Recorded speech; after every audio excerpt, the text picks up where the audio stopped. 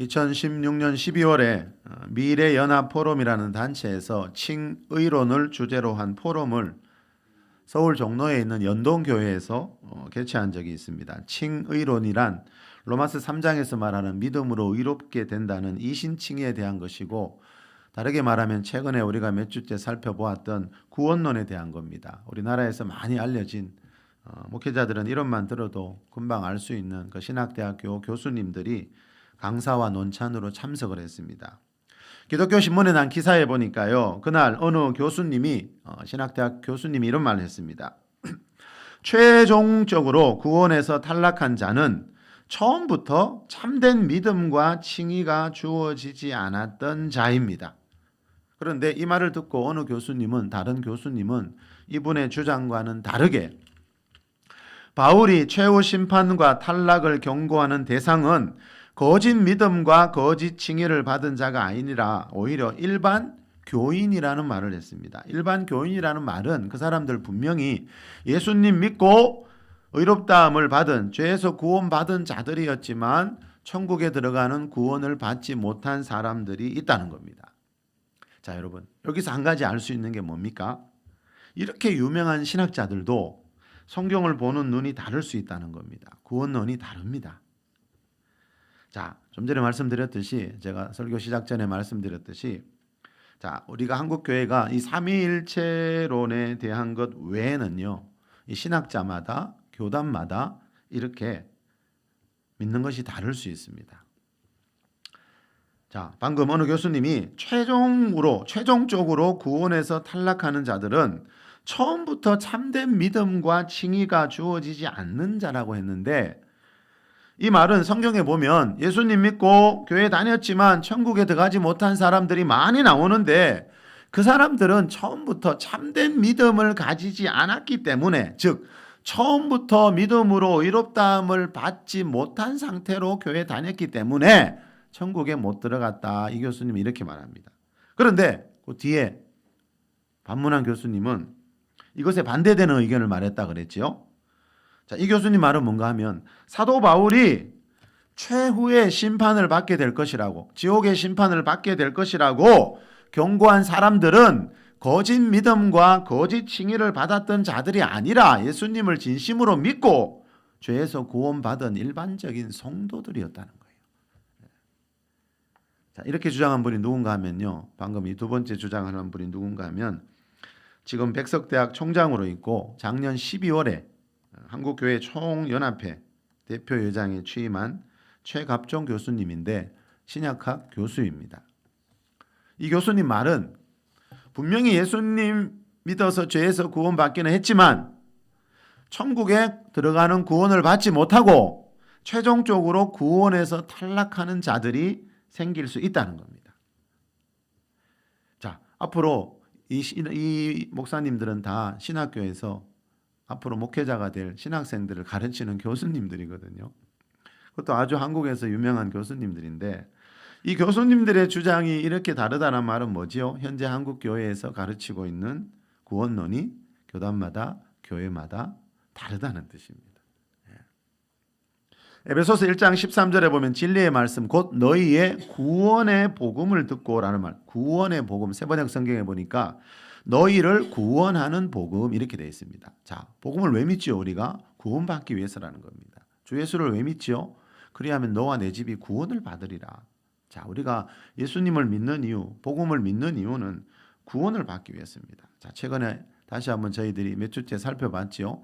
성경에서 말하는 구원이라는 단어는 수십 가지 의미로 사용되고 있는데 안타깝게도 한두 가지 구원, 단 한 가지 구원을 이야기하는 경우들이 참 많아요. 자, 예수님을 하나님의 아들로 처음 믿을 때 받는 구원은 뭐라 그랬죠? 마태복음 1장 21절에서 말하는 죄에서의 구원이라 그랬죠. 에베소서 2장에서도 이 구원은 하나님의 은혜로 말미암아 믿음으로 받는 구원이다. 받았으니 과거형이라 그랬죠. 교회 처음 다닐 때, 예수 처음 믿을 때 우리가 다 받은 구원이기 때문에 이 구원은 성경에 보면 과거형으로 나옵니다. 자, 모든 구원의 시작은 예수님 처음 하나님의 아들로 믿을 때 받는 죄에서의 구원입니다. 성경에 나오는 그 수십 가지 구원을 받으려면 예수님 믿고 이 죄에서 구원 먼저 받아야 합니다. 자, 죄에서 구원받은 사람들은요, 반드시 예수님의 몸인 교회를 다니게 됩니다. 자, 그러면 예수님 믿고 교회 다닐 때는 무슨 구원이 필요하다 그랬죠? 가난에서의 구원, 질병에서의 구원, 각종 사고에서의 구원, 통틀어서 어려운 환경에서 구원해 주시는 하나님의 구원, 하나님의 손길이 또 있다는 겁니다.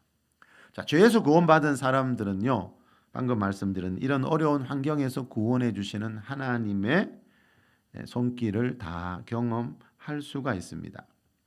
자, 그리고 구원 중에서 가장 중요한 구원은 우리 인생의 마지막 날, 죽는 날 받게 되는 디모데후서 4장 18절에서 말씀하는 천국에 들어가는 구원입니다. 자, 이렇게 구원의 의미는 성경에 다양합니다. 그런데 이 모든 구원을 예수님을 하나님의 아들로 믿는 그 믿음 하나로 다 받는 것이 아니라는 거지요. 많은 분들이 그러잖아요, 여러분. 내가 교회를 몇 년, 몇십 년 다녔는데 별다른 역사도 없고 별다른 복이 없더라. 그 말은 뭔가 하면 여러분, 예수님을 하나님의 아들로 믿는 그 믿음으로 병에서 나으려 하고 가난해서 부해지려고 하고 천국에 들어가려고 하고 있다는 거예요. 자, 구원이 여러 가지가 있다는 말은 믿음이 여러 가지가 있다 그랬죠. 그 구원을 받기 위해서는 주 예수를 믿으라 그리하면 너와 내 집이 구원받는다. 구원을 받기 위해서는 반드시 믿음이 있어야 되지요. 죄에서 구원받기 위해서는 예수님이 하나님의 아들이고 내 죄를 위해서 십자가에서 피 흘려 죽으신 구세주라는 것을 믿어야 되고요. 그런데 그 믿음하고 야고보서 5장에서 말하는 믿음의 기도는 병든 자를 구원하리니 할 때 그 믿음은 의미가 다르잖아요. 하나님이 내가 기도하면, 믿음으로 기도하면 병에서 나를 고쳐주실 것이야 라는 이 믿음하고 예수님이 하나님의 아들이라는 것을 믿는 믿음은 글자는 똑같지만 의미가 차원이 좀 더 다른 믿음이라는 거예요. 예수님을 하나님의 아들로 믿고 죄에서 구원받은 뒤에는 그 예수님이 나를 가난에서도 구원해 주시고 질병에서도 구원해 주시고 마태복음 8장에 나오는 제자들처럼 배 타고 가다가 배가 뒤집히려고 하는 위험한 상황을 만났을 때에도 구원해 주시는 그 하나님이다라는 것을, 그런 믿음을 가져야 한다라는 겁니다. 자, 방금 에베소서 1장 13절에 구원의 복음 뭐라 그랬죠? 진리의 말씀 곧 너희의 구원의 복음을 듣고 그랬죠. 똑같은 말이죠. 곧이란 말은. 자, 구원의 복음을 진리의 말씀이라 그럽니다. 진리가 뭐죠, 여러분? 영원히 변하지 않는 것을 진리라 그럽니다. 그죠? 자, 성경에 기록되어 있는 말씀을 진리 말씀이라 그럽니다. 아버지의 말씀이 진리라 그랬잖아요, 예수님이요. 자, 성경에 기록되어 있는 이 진리의 말씀은 초대교회 때나 지금이나 세월이 아무리 흘러도 영원히 변하지 않는다는 겁니다. 그렇지만 성경을 보고 해석하는 사람들이 불완전한 존재이다 보니까 좀 전에 말씀드린 대로 교단마다, 신학자마다, 교회마다 다르게 해석하고 다르게 믿는 경우들이 많다는 겁니다. 우리는 성경에 기록되어 있는 초대교회 사도들이 전해준 예수님이 말씀하시는 그 진리를 믿어야 할 줄 믿습니다. 그 진리가 뭔가를 찾아야 됩니다. 많은 신학교 교수님들도 다르게 가르칩니다. 자, 이 미래포럼이라는 단체에서 이 포럼을 주관했다 그랬죠. 자, 이 단체에서 유명한 신학자들을 불러서 이렇게 칭의론이라는 주제를 가지고 포럼을 열었던 이유도요, 한국 교회가 칭의론을 잘못 이해해서 변질된 복음을 추구하지는 않았는지 성찰과 점검이 필요하기 때문이라고 이 기독교 신문에 나와 있습니다. 변질된 복음이나 나왔죠. 말이 나왔죠. 이 정말 교회와 성도들에게 가장 무서운 게 이거라 그랬죠. 이게 뭐죠? 변질된 복음이 마태복음 15장에서 예수님이 말씀하신 사람의 계명 곧 너희의 전통을 말합니다. 어느 시대이든지 교회와 성도들이 가장 조심해야 되는 것이 바로 이 변질된 복음, 사람의 생각이 살짝 들어가 있는 사람의 계명입니다. 너희의 전통, 그 교단에서, 그 공동체에서 내려오는 전통, 물론 다 틀리진 않겠지만 분명히 틀린 것이 있다는 거죠. 왜요? 지금 우리 한국교회에 있는 교단마다 믿고 있는 것이 다른 것을 보면 분명히 사람들이 그 믿고 전통으로 내려오는 것들 중에서는 사람의 생각이 들어가 있는 사람의 계명이 있다는 거죠. 자, 하나님의 말씀처럼 들리지만 여러분, 제가 늘 강조하지요. 사람의 생각이 살짝 들어가 있는 말씀들이 너무 많다는 거죠. 그래서 우리는 사도행전 17장에 나오는 베레아 교회 성도들처럼 그날 들었던 그 설교가 과연 그러한지 끊임없이 성경을 상고하는 것이 필요하다 그랬죠. 자, 지금 우리가 믿고 있는, 우리 교회가 믿고 있는 복음이 사도들이 예수님이 전해주신 그 복음인가? 아니면 어떤 유명한 사람의 생각이 살짝 들어가 있는, 저라는 사람의 생각이 살짝 들어가 있는 복음인가? 여러분, 이거를 분별하면서 믿어야 한다는 겁니다. 여러분도 제 설교를 듣고 집에 가시면 베레아 교회 성도들처럼, 그 베레아 교회 성도 이야기를 왜 하겠습니까? 그렇게 하라고 성경이 기록되어 있겠지요. 그날 들은 성교가 과연 그러한지, 이 말은 뭡니까? 성경에 나오는 말씀인지 상고, 성경을 읽고 연구해서 최종적으로 그 말씀을 취해야 한다는 거죠. 자, 좀 전에 소개해드렸던 예수님 믿어도 최종적으로 구원에 탈락하는 자들이 생길 수 있다고 말한 그 최갑종 목사님이, 그 백석대학교 총장님이 칭의란 무엇인가라는 책에서, 칭의란 무엇인가라는 책에서 이렇게 말합니다. 최근 한국 교회 안에서 구원, 칭의론에 관하여 매우 심각한 토론들이 진행되고 있는데, 이 책은 최근의 구원, 칭의론에 대한 나의 대답이다. 매우 심각한 토론 맞죠, 여러분? 예. 이 구원론이, 천국 가는 길이 신학자마다 다르잖아요. 이보다 더 심각한 문제가 어디 있어요, 여러분? 예. 물론 삼위일체, 성부, 성자, 성령 하나님, 이게 가장 중요하지만 이 문제 또한 심각하게 중요하잖아요. 이런 토론들은 진짜 아주 매우 심각한 토론들이에요. 또 각기 이걸 믿고 있는 분들의 주장이 너무 강하기 때문에, 왜요? 다 신학자고 목회자잖아요.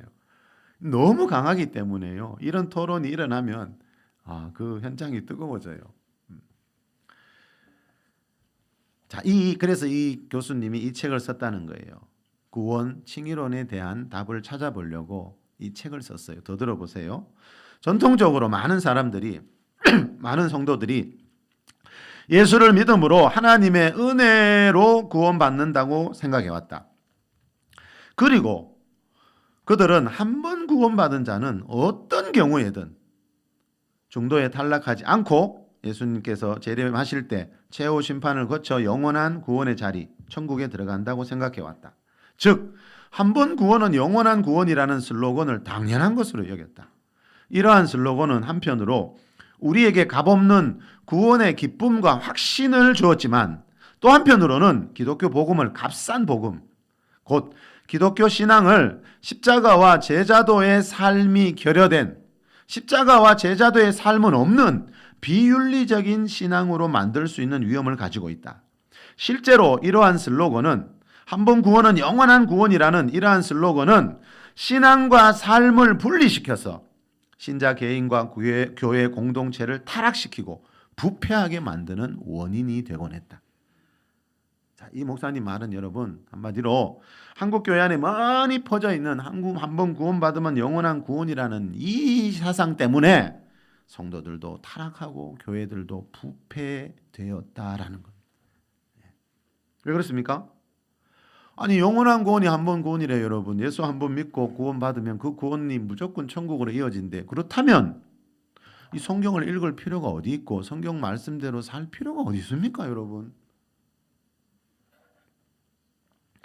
여러분, 한 번 구원이 영원한 구원이라고 주장하는 바람에 하나님 말씀을 지키면서 거룩하게 살려고 하는 필요성 자체를 없애버리고 있다는 겁니다.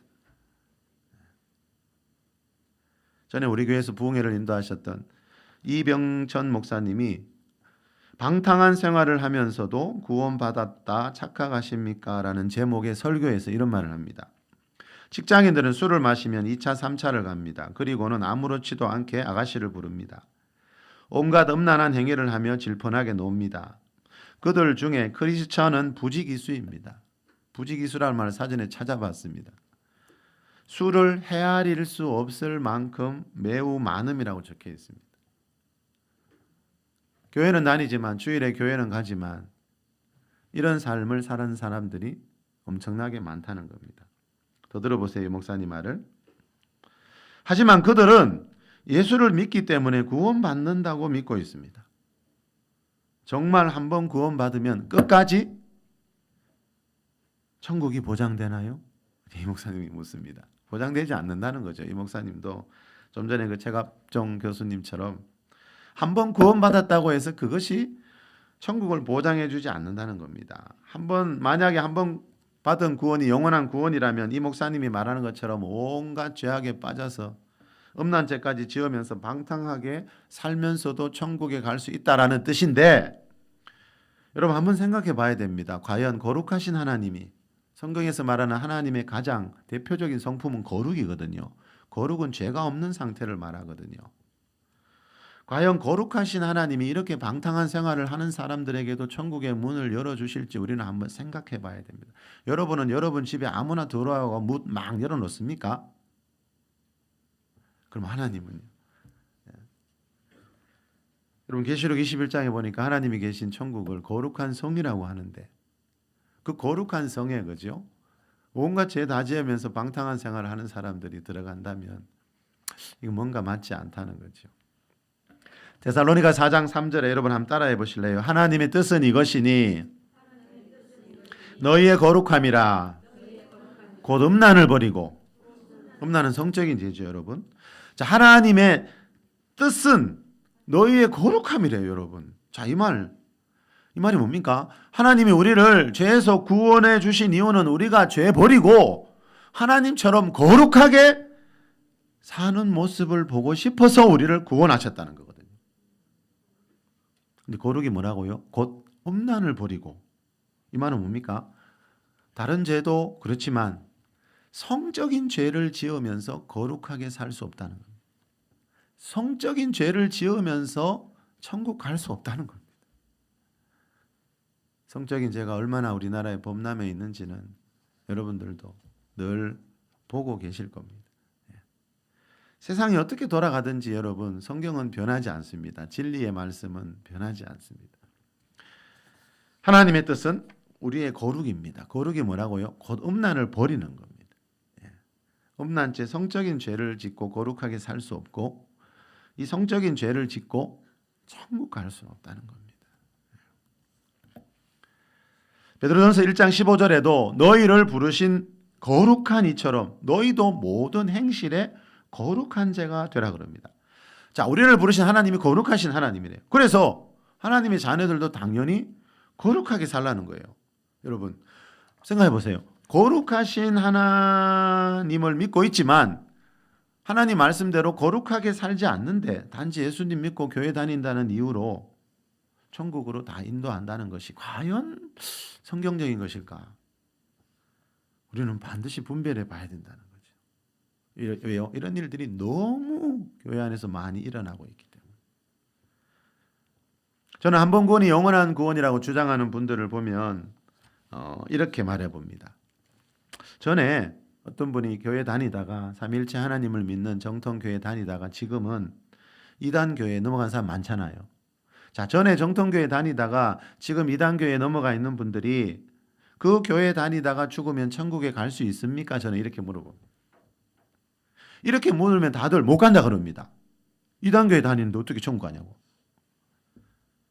여러분, 전에 교회에 다녔지만, 정통교회 다녔지만 이단교회 다니다가 죽은 사람들은 구원받지 못한다고 하면서 한 번 구원이 영원한 구원이라고 말하는 것은 앞뒤가 맞지 않잖아요. 자, 전에 삼위일체 하나님을 믿는 정통교회를 다녔다는 말은 예수님을 메시아 구원자로 믿고 마태복음 1장 21절에서 말하는 죄에서의 구원을 받았다는 뜻입니다. 자, 성경이 계속해서 강조하는 게 뭔가 하면 여러분, 죄에서는 구원받았지만 죄에서 구원받은 뒤에 우리를 부르신 거룩하신 하나님처럼 거룩하게 살지 않고 온갖 죄 속에서 살게 되면 천국에 들어가는 구원을 잃어버리게 된다라는 것을 성경은 곳곳에서 강조하고 있습니다. 그래서 여러분, 하나님 말씀은요, 내가 듣기 쉽고 달콤한 말씀들만 자꾸 들으면 안 된다는 겁니다. 오직 믿음이 성경의 전부가 아니라 그랬죠, 여러분. 또 그 오직 믿음은 사도 바울이 지금 우리가 사용하는 그런 의미로 사용한 적이 없다 그랬지요. 우리가 자꾸 만들어내는 겁니다. 듣기 좋고 편안하니까. 그게 사람의 계명이죠, 여러분. 자, 계시록 21장 2절에 보면 천국을, 하나님이 계신 하나님의 보좌가 있는 천국을 거룩한 성이라고 표현합니다. 천국이 거룩한 성이라는 말은 천국 들어가서 거룩해진다는 말이 아닙니다. 저도 예전엔 그렇게 알았습니다. 천국이 거룩한 성이라는 말은 이 땅에서 죄를 버리고 거룩하게 사는 사람만이 들어가는 곳이기 때문에 거룩한 성이라고 하는 겁니다. 많은 분들이 천국은 믿음으로 가는 나라라고 하는데 그 말씀은 맞을 수도 있고 틀릴 수도 있다 그랬죠. 성경에서 말하는 믿음도 여러 종류의 믿음이 있기 때문입니다. 천국은 많은 사람들이 말하고 있는 것처럼 오직 믿음으로 가는 나라는 아니지만 야고보서 2장 22절에서 말하는 행함이 있는 온전한 믿음으로 가는 나라입니다. 여러분, 많은 사람들이 사용하는 오직 믿음하고 야고보서 2장 22절에서 말하는 행함이 있는 온전한 믿음은 똑같은 믿음이지만 완전히 의미가 다른 믿음이라는 걸 우리가 금방 알 수 있지요.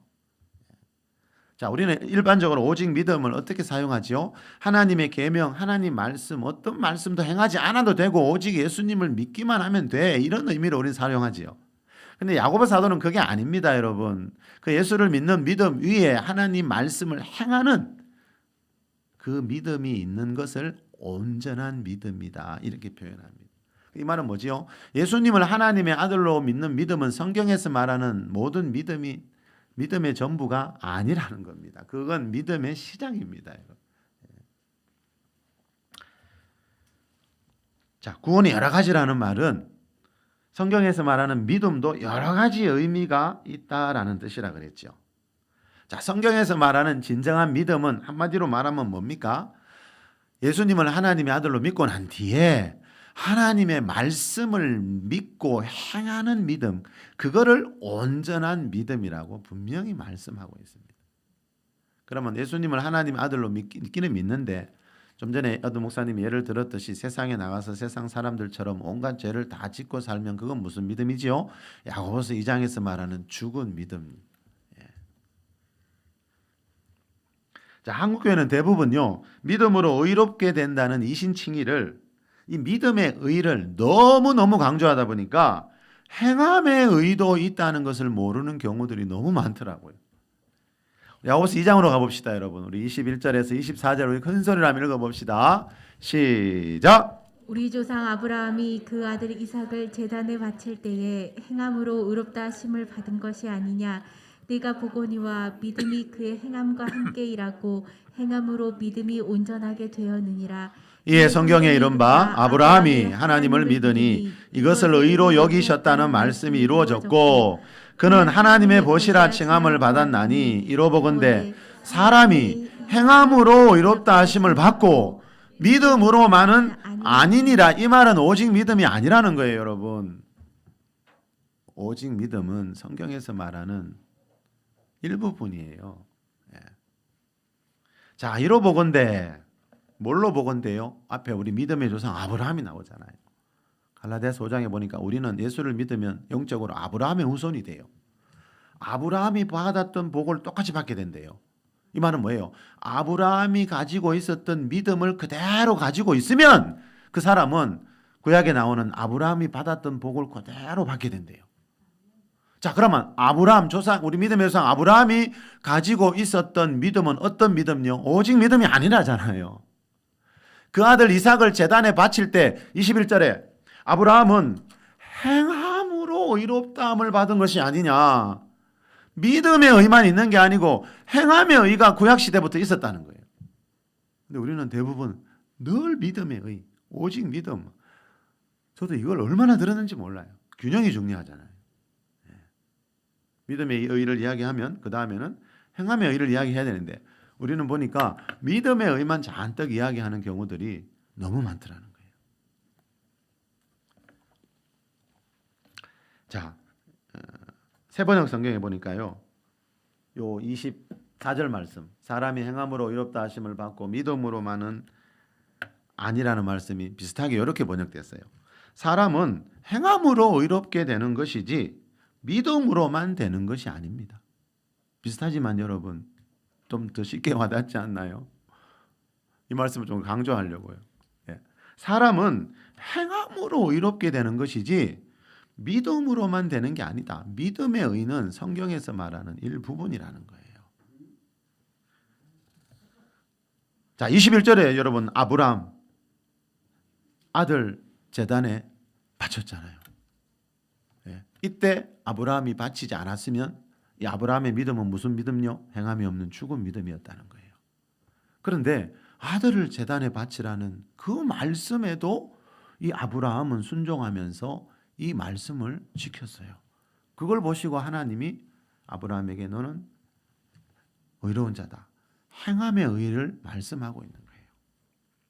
자, 그러니까 성경에서 말하는 진정한 의는 뭐예요? 오직 믿음이 아닙니다. 성경에서 말하는 진정한 의는 뭡니까? 믿음의 의와 함께 행함의 의도 가지고 있는 사람을 진정한 의인이라 그럽니다. 마태복음 13장에 천국 비유 7가지 나오는 거 많이 살펴봤지요. 예수님 재림하실 때 천사들이 하는 일 중에 하나가 뭐라 그랬지요? 의인 중에 악인을 갈라내어 풀무불 지옥불에 던져 넣는다 그랬죠. 의인 중에 악인을 갈라내어 풀무불 지옥불에 던져 넣습니다. 이 말은 뭐지요? 의인 중에도 지옥불에 던져지는 사람이 있다는 거잖아요. 이렇게 쉬운 말씀을 우리는 안 읽어요. 이야기를 안 해요. 여러분 성경 어디에도 예수님을 믿지 않는 사람을 의롭다, 의인이라고 하는 경우는 없습니다. 그러니까 예수님이 여기서 마태복음 13장 천국 지옥 비유에서 의인 중에 악인을 갈라낸다. 이 의인은 뭐지요? 세상 사람들이 아니고 예수님을 믿는 믿음으로 의롭다함을 받은 자들 중에 악인이 있어요. 죽은 믿음요. 주일은 예배 드리는데 세상에 나가서 세상 사람들처럼 똑같이 죄 짓는 사람들요. 의인 중에 믿음의 의를 가진 사람들이 모여 있는 그 중에 악인이 생겨요. 안타깝지만 그 사람들은 어떻게 내요? 천사들이 골라내요. 풀무불에 지옥불에 던져버린다 그랬어요. 이 말은 뭐죠? 믿음의 의로 천국 가는 게 아니라는 거예요, 여러분. 이게 제 말씀인지 성경인지 로마서 3장, 야고보서, 마태복음에는 이런 말씀들이 너무너무 많이 나옵니다. 성경 곳곳에서.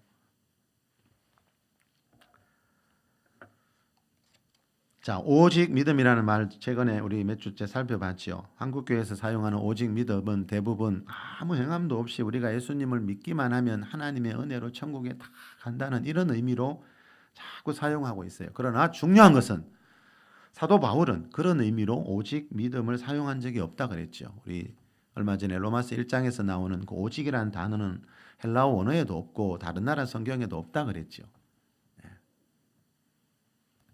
사도 바울은 그런 의미로 오직 믿음을 말한 적이 없다니까요, 여러분.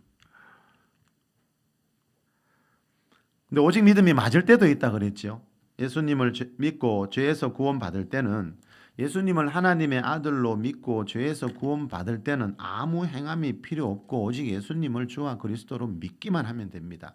죄에서 구원받을 때는 오직 믿음이 맞다 그랬죠. 그런데 예수님 믿고 죄에서 구원받은 사람들이 교회에 들어오면 하나님은 이 말씀을 주십니다. 이 말씀을 주시면 그때부터 무슨 믿음으로 갈라집니까? 행함이 있는 온전한 믿음과 행함이 없는 죽은 믿음으로 갈라집니다.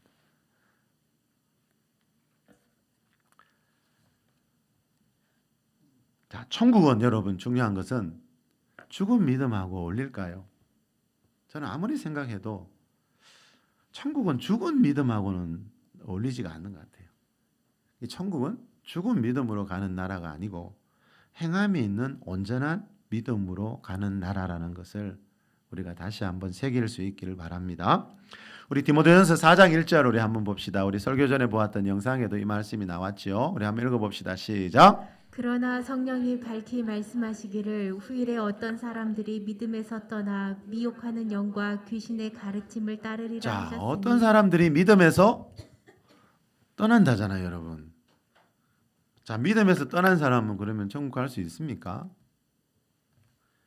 자, 여기서 말하는 그런 믿음은 뭘까요, 여러분? 예수 그리스도를 하나님의 아들로 내 죄를 위해 십자가에서 피 흘려 죽으신 구세주로 믿는 믿음입니다. 제가 말하는 게 아니고 이 말씀 바로 앞에 1장 15절에 보면 이런 말씀이 나옵니다. 그리스도 예수께서 죄인을 구원하시려고 세상에 임하셨도다. 자, 마태복음 1장 21절에서 말하는 죄에서의 구원. 1장 15절에도 나옵니다. 여기. 예수께서 죄인을 구원하시려고 세상에 임하셨다. 자, 예수님이 죄인을 구원하시려고 세상에 임하셨다는 것을 믿는 믿음을 가지고 있다가 어떤 사람들이 이 믿음에서 떠나는 일이 생깁니다. 자, 예수님이 나를 죄에서 구원하기 위해서 오신 구세주라는 것을 믿는 순간에 무슨 일이 있다 그랬죠? 히브리서 3, 4장에 우리 얼마 전에 살펴봤죠. 예수님을 믿고 죄에서 구원받으면 히브리서 4장 1절에 보면 약속이라는 말이 나오죠. 천국에 들어갈 수 있는 그의 안식에 너는 이제 들어와도 되는 사람이라는 약속을 받게 된다 그랬죠. 그런데 예수님 믿으면서 천국에 들어와도 좋다는 약속을 받았지만 천국의 약속을 받았지만 그 약속을 이루지 못하고 탈락한 사람들이 생긴다. 그래서 히브리서 4장 1절에 우리는 두려워할지니 히브리서 저자가 두렵다 그런 거예요.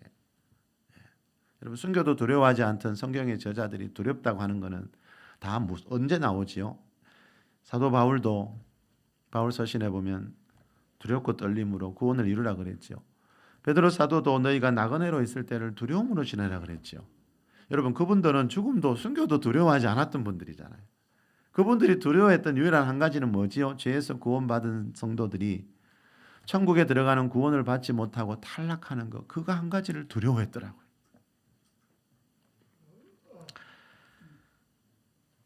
여러분 예수님 믿으면서 그때 분명히 천국의 약속을 받았지만 그 약속을 이루지 못하고 완성하지 못하고 탈락하는 사람들이 많다라는 것을 신약 성경은 곳곳에서 강조하고 있습니다. 자, 그 사람들은 어떤 사람들이라고요? 행함이 없는 죽은 믿음을 가진 자들이라는 거죠. 또 한 가지 그 사람들은 아예 한동안 열심히 교회를 다니다가 교회에서 떠난 사람들입니다. 자, 방금 이 말씀처럼 어떤 사람들이 믿음에서 떠나 뭐라 그랬죠? 그 다음에 미혹하는 영과 귀신의 가르침을 따르는 수준이 되면요. 믿음에서 여러분 떠나는 정도가 아니고 믿음에서 떠나 미혹하는 영과 귀신의 가르침을 따르는 수준에 이르게 되면 이분들은 대부분 교회를 떠나게 됩니다. 교회에서 멀어지게 됩니다. 예배가 나오기 싫습니다, 여러분. 지금 미혹하는 영과 귀신의 가르침을 따르고 있는데 교회에 오시겠습니까? 디모데후서 4장 10절에 나오는 세상을 사랑하여 바울을 버리고 데살로니가 갔던 데마처럼 그렇게 된다는 거예요. 자, 여러분 데마 한때 바울의 동역자라 그랬지요. 세계 선교에 힘썼던 데마지요. 그런데 어느 날 바울을 버렸어요. 세상으로 돌아갔어요. 자, 디모데전서 1장 19절에 나오는 표현에 의하면 믿음이 파선했기 때문입니다. 파선했다는 말이 뭐라 그랬지요? 배가 파도에 산산조각 나듯이 그 마음 안에 분명히 믿음이 있었는데 사도 바울과 함께 세계 선교에 동참할 만한 믿음이 있었는데 어느 날 그 믿음이 완전히 부서지면서 사라져 버렸다. 디모데후서 4장 7절에 보면 사도 바울이요 나는 선한 싸움을 마치고 나의 달려갈 길을 나는 선한 싸움을 싸우고 나의 달려갈 길을 마치고 믿음을 지켰으니 이렇게 말합니다. 자, 데마는 믿음을 잃어버리고 믿음이 파선했지요.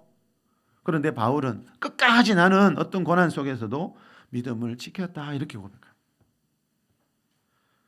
둘 중에 하나입니다, 여러분. 우리가 지금 다 믿음 가지고 있으니까 이 자리에서 예배하고 있잖아요.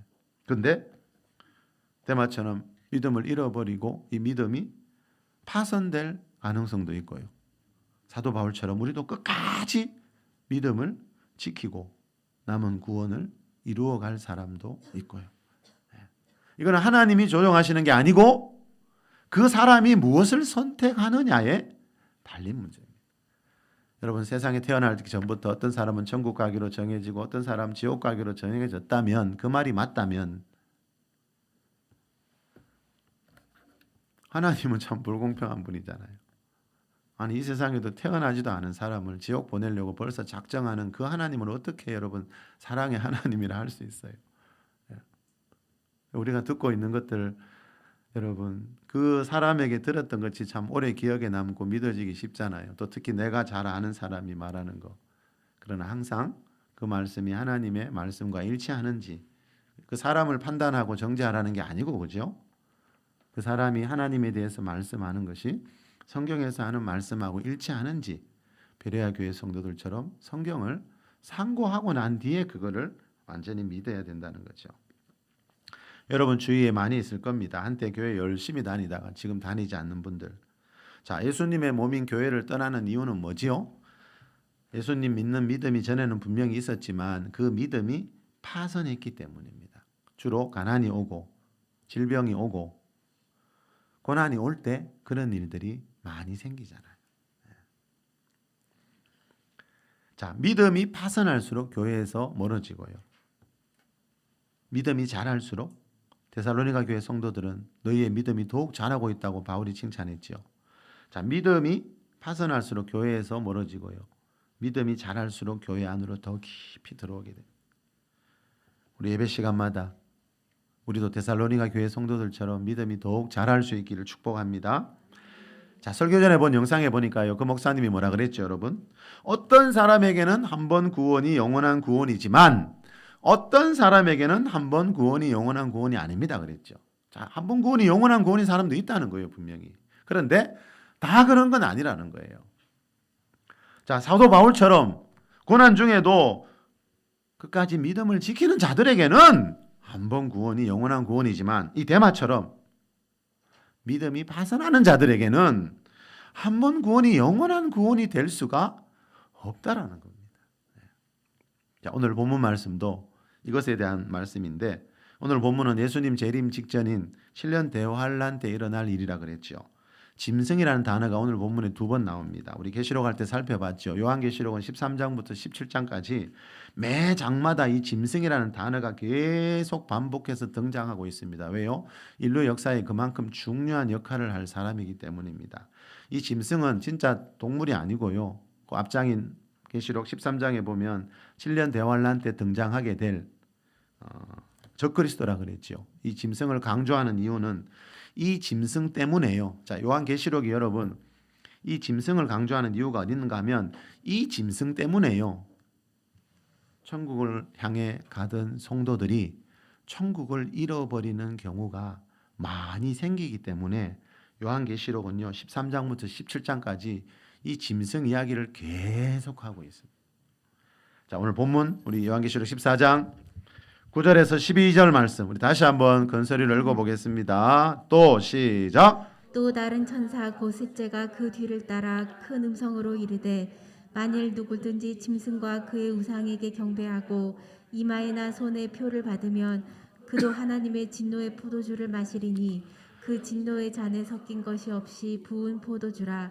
거룩한 천사들 앞과 어린 양 앞에서 불과 유황으로 고난을 받으리니 그 고난의 연기가 세세토록 올라가리로다. 짐승과 그의 우상에게 경배하고 그의 이름표를 받는 자는 누구든지 밤낮 쉼을 얻지 못하리라 하더라. 성도들의 인내가 여기 있나니 그들은 하나님의 계명과 예수에 대한 믿음을 지키는 자니라. 아멘. 이 시간 설교 제목을 여기서 따왔습니다. 예수에 대한 믿음을 지키는 자. 자, 믿음을 지키라는 말은 여러분 믿음이 파선할 수 있다는 뜻이잖아요. 예. 믿음이 파선하는 자가 있고 어떤 고난 속에서도 끝까지 믿음을 지키는 자가 있습니다. 성도들의 인내가 여기 있나니 그들은 하나님의 계명과 예수에 대한 믿음을 지키는 자니라. 자, 이 말은 여러분 인내하는 것이 믿음 지키는 거라는 겁니다. 자, 인내가 믿음입니다, 여러분.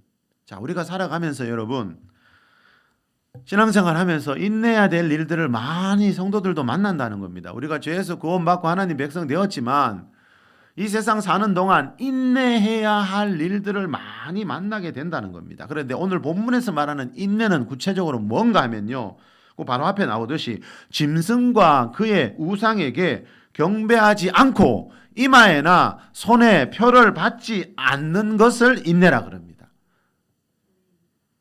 이마는요, 이마에나 손에 사람들이 어떤 표를 받는 날이 온다는 겁니다.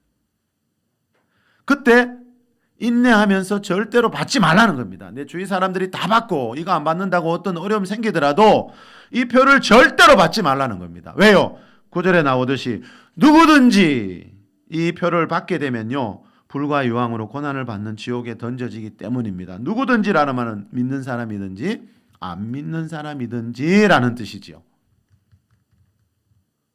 그런데 사람들이 왜 여러분 이 손이나 이마에 표를, 어떤 표시를 받는가 하면은요, 요 앞장인 계시록 13장 17절에 나옵니다. 이 표가 없으면 이때가 되면요, 매매를 하지 못하게 하는 법이 나라마다 다 통과되어 있습니다. 다시 말하면 통장에 돈이 아무리 많아도요, 월급이 아무리 많이 통장으로 들어와도요, 이 표를 받지 않으면요, 어디에 가서든지 물건을 사고 팔 수가 없습니다. 그래서 인내하라는 겁니다. 그런 날이 오더라도 인내하면서 이 표는 절대로 받지 말라는 겁니다. 이 표를 받으면 누구든지, 집사든지 장로든지 목사든지 불과 유황으로 타는 못에 던져지기 때문에 인내하라는 겁니다. 여러분, 사도 요한이 이 말씀을 13장부터 17장까지 짐승에 대한 이야기를 계속하면서, 그죠? 이 짐승과 우리 그리스도인들이 어떤 관계가 있는가, 이 짐승이 등장할 시대가 되면 이 세상이 어떻게 되는가, 이 계시록 안에 밑에 그게 다 깔려 있습니다. 다 가르쳐 주고 있습니다. 자, 그러면 여러분, 그런 세상이 올 때 이 표를 받지 않기 위해서 가장 필요한 게 뭘까요? 뭐 학력, 재력, 이런 거 아무 상관없습니다. 이 표를 받지 않기 위해서 필요한 건 딱 한 가지, 믿음입니다. 하나님의 계명과 예수에 대한 믿음을 지키는 겁니다. 무슨 믿음요? 우상에게 절하지 말라는 십계명을 지키는 믿음요. 말씀을 행하는 온전한 믿음요. 자, 이 계시록 시대가 되면 하나님이 주신 새로운 계명이 하나 있는데 이 표를 받지 말라는 겁니다. 이 표는 흔히 제2의 선악과라고 이야기하죠. 이 표를 받으면 멸망의 길로, 지옥의 길로 가게 됩니다. 누구든지. 그러니까 이 구원론이 잘못되면요, 많은 분들이 그러잖아요. 내가 예수 믿고 천국 가는 거지, 이 표 받았다고 천국을 못 가나, 이렇게 말하는 분들이 너무 많잖아요. 저는 제 자녀들에게 제가 살아있는 동안 이 7년 대환란이 오지 않는다면, 이런 시대가 오지 않는다면 제 자녀들에게 유언장에 이거는 꼭 남기려고 합니다. 절대로 이 표를 받지 말라.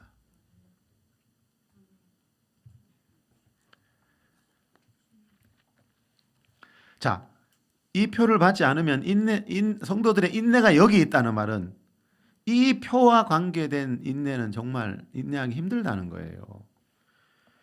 얼마나 힘들는가 하면은요, 그 계시록 13장 15절에 보면 짐승의 우상에게 경배하지 아니하는 자는, 다시 말하면 짐승의 우상에게 경배하고 이 표를 받지 않는 자는 몇이든지 다 죽입니다. 몇이든지가 무슨 뜻이라 그랬지요? 1억이든지 10억이든지 다 죽입니다. 그 사람이 적그리스도입니다, 여러분. 멸망의 아들. 사도 바울이 그랬지요. 전 3년 반 끝날 무렵에 성전에 앉아 자기를 하나님이라고 하는 그 적그리스도와 거짓 선지자가 등장할 때가 되면 이 세상은 지금하고 또 완전히 많이 달라집니다, 여러분. 그런데 감사한 것은 그때에도 어떻게 하면 우리 그리스도인들이 살아남을 수 있는지. 바울이 그랬지요. 데살로니가전서 5장 23절에서 예수 그리스도께서 다시 오실 때까지 너의 영과 혼과 몸이 흠없게 보존되기를 원하노라. 이 말은 뭐지요? 이 적그리스도가 등장해서 몇이든지 다 죽일 때에도 7년 대환란이 와도, 예수님이 7년 대환란 보고 뭐라 그랬죠? 마태복음 24장에서 창세 이래로 없는 인류 역사상 가장 큰 환란이라 그랬죠. 근데 중요한 건 뭡니까? 그 7년 대환란이 오고 몇이든지 다 죽이는 그런 시대가 와도 우리가 조금만 인내하고 있으면 하나님이 그 어려운 환경에서 구원해 주시는 하나님의 손길이 있더라. 성경은 사실 그걸 더 강조합니다. 예. 그러니까 계시록이 여러분 심판에 대한 책이고 멸망에 대한 책이지만 세상이 멸망할 때에도 하나님이 보호막을 쳐서 끝까지 보호해주는 하나님의 사람들이 있더라. 그걸 더 강조합니다, 사실은. 자, 여러분, 이렇게 환란이 올 때, 창세 이래로 없는 환란이 올 때, 이 표받지 않으면 몇이든지 다 죽이는 환란이 올 때에도 끝까지 믿음을 지키는 사람들이 있는데, 자, 이 사람들이 그럼 다 어떻게 될까요? 다시 말하면 이런 환란 속에서도 믿음을 지키는 자들에게 하나님이 주시는 선물이 있는데 그 선물이 뭔지 요 말씀 오늘 본문 다음 장인 15장에 나옵니다. 우리 계시록 15장 2, 3절 한번 읽어봅시다. 또 내가 보니 시작. 또 내가 보니 불이 섞인 유리바다 같은 것이 있고 짐승과 그의 우상과 그의 이름의 수를 이기고 벗어난 자들이 유리 바닷가에 서서 하나님의 검은 고를 가지고 하나님의 종 모세의 노래 어린 양의 노래를 불러 이르되 주 하나님 곧 전능하신 이시여 하시는 일이 크고 놀라우시도다. 만국의 왕이시여 주의 길이 의롭고 참되시도다. 아멘. 3절에 무슨 노래가 나옵니까? 하나님의 종이 였던 모세의 노래가 나옵니다. 모세의 노래. 자, 모세의 노래가 갑자기 여기서 왜 나올까요, 여러분? 모세의 노래가 뭡니까? 출애굽기 15장 1절에 보면요. 모세와 이스라엘 백성들이 이 노래로 여호와께 노래하여 일러스되라는 말씀이 거기 나옵니다. 자, 거기 보면 모세와 이스라엘 자손들이 어떤 노래를 하나님 앞에서 부르고 있다는 겁니다.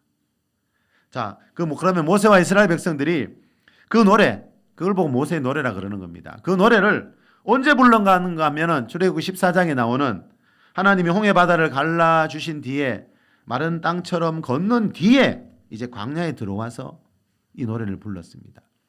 자, 이 노래를 이 모세의 노래를 다른 말로 뭡니까? 이거는 구원의 노래잖아요. 세상과 죄를 상징하는 애굽에서 구원해 주시고 또 애굽 군대에게 잡혀서 죽을 뻔했는데 그 어려운 환경에서 구원받은 뒤에 그 찬양을 하고 있잖아요. 그래서 그 찬양은 그 노래는 한마디로 구원의 노래입니다. 그런데 그 모세가 불렀던 구원의 노래 그런 노래를 지금 누가 부르고 있다는 겁니까? 2절에 보십시오.